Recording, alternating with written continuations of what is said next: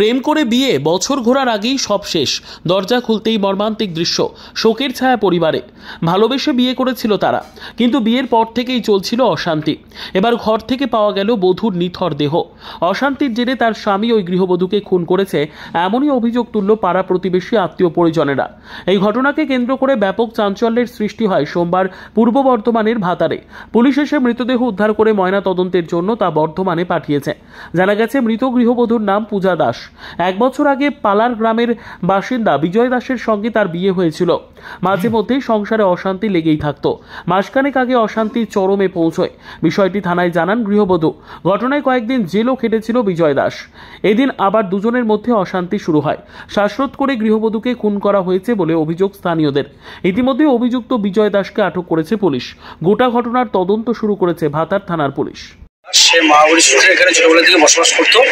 সে কিছুদিন আগে, বছরের আগে বিবাহিত মহিলাকে বিয়ে করে নিয়ে আসে, দুজনের ঘর সংসার করে। প্রায় সময় দেখা যায় ওদের মধ্যে একটা ঝগড়া বিবাদ থাকে। কিছুদিন আগেও একটা ঝগড়া হয়েছিল, আইনে আশ্রয় নিয়েছিল মেয়েটা।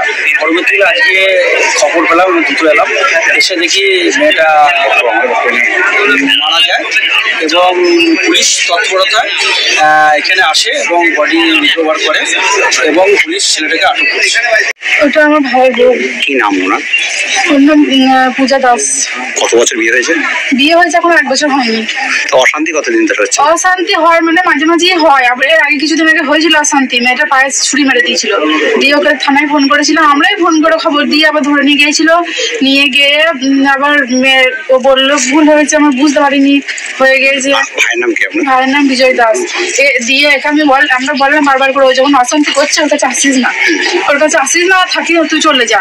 ও সে শুনছে না, দুজনে ফোনে যোগাযোগ করছে, করে চলে আসছে বারে বাড়ি। আজকে কি হলো? আজকে আমি ছিলাম না তো, আমি তো এই মাত্র ঢুকছি। কি শুনলেন? দুজনে টাকা করে অশান্তি হয়েছে। দিয়ে বলছে যে মাকে হাত কেটেছে কাছে, ভাই নাকি হাত কেটেছে কাছে। দিয়ে মাকে তাকে ডাকতে গেছে আর ওকে নিয়ে ঘরে ঢুকে পড়েছে। দিয়ে ঘরে ঢুকে ওকে কি দিয়ে কেটেছে না মেরেছে তাও এখনো আমি জানি না কিছু।